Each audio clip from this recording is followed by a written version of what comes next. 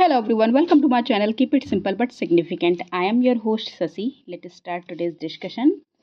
What type of GST will be applicable for the interstate supply of goods? तो कौन सा GST applicable होता है इंटरस्टेट सप्लाई ऑफ गुड्स के लिए? तो ये आईजीएसटी एप्लीकेबल होता है. Answer is B, integrated goods and service tax इसको फुल फॉर्म होता है और ये एप्लीकेबल होता है इंटरस्टेट सप्लाई ऑफ गुड्स के लिए. Who among the following was appointed the head of the first committee to design a GST model? तो कौन अपॉइंट हुआ था? तो इनका नाम है आसिम दास गुप्ता और ये 1999 में वाजपेयी गवर्नमेंट थी उस टाइम पे. आसिम दास गुप्ता को अपॉइंट किया गया था as a head of the first committee to design a GST model. The National Commission for Scheduled Tribes is constituted under which article of the Indian Constitution? तो किस इंडियन कॉन्स्टिट्यूशन के अंतर्गत national commission for scheduled tribes constitute किया गया था? तो ये था article 338A. Answer is B. The Election Commission advises which of the following on matters relating to disqualification of the members of state legislature?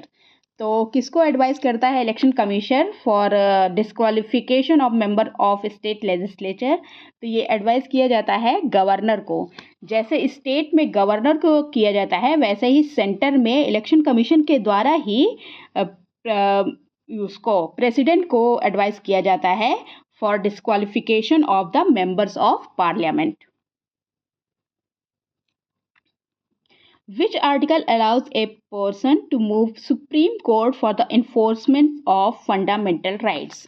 किसी भी पर्सन को वो सुप्रीम कोर्ट जा सकता है फंडामेंटल राइट्स के इन्फोर्समेंट के लिए. ये आर्टिकल है आर्टिकल 32 और आर्टिकल 226 में कोई भी व्यक्ति हाई कोर्ट जा सकता है. 226 में हाई कोर्ट की बात होती है. हाई कोर्ट जा सकता है कोई भी व्यक्ति अगर उसका फंडामेंटल राइट का ब्रीच हो रहा है तो. The concept of fundamental duties in the Indian Constitution has been borrowed from. तो फंडामेंटल ड्यूटी को हमने बोरो कहाँ से किया है? तो ये किया गया है रशियन कॉन्स्टिट्यूशन के द्वारा. So the answer is D. The concept of fundamental duties has been borrowed from Russian constitution.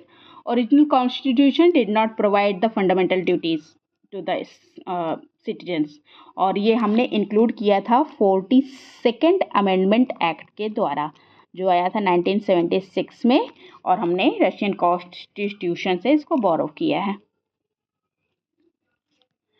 Till which of the following ages the chief election commissioner holds office? तो किस एज तक chief election commissioner office को hold करते हैं? तो ये the term of office of the chief election commission and other election commissioner is 6 years from the date he or she assume office till the day he or she attain the age of 65 years of age. Okay, so answer is B.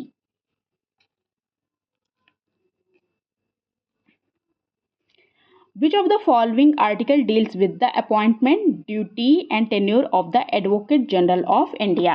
Advocate general of India की appointment, duty और tenure के बारे में कौन सा article बात करता है? तो ये आर्टिकल है article 165. Answer is D. In case of conflict between directive principles and fundamental rights which shall prevail? Directive principle DPSP की बात हो रही है, directive principles of state policy. तो दोनों जब होते हैं तो कौन सा प्रिवेल करता है? तो प्रिवेल करता है fundamental rights. Answer is a. और डीपीएसपी जो होता है ना इन्फोर्सिएबल नहीं होता है लॉ के सामने. ओके, ये सिर्फ डायरेक्टिव्स होते हैं स्टेट्स के. According to the provisions of which article of Indian Constitution, Parliament can create a new All India Service if a resolution is passed by Rajya Sabha.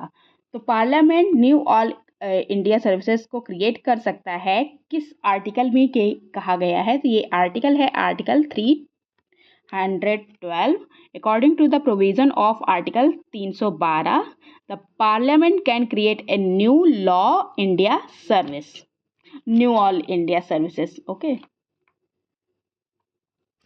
that's all for today. If you like my video, please like, comment, share and subscribe. Thank you.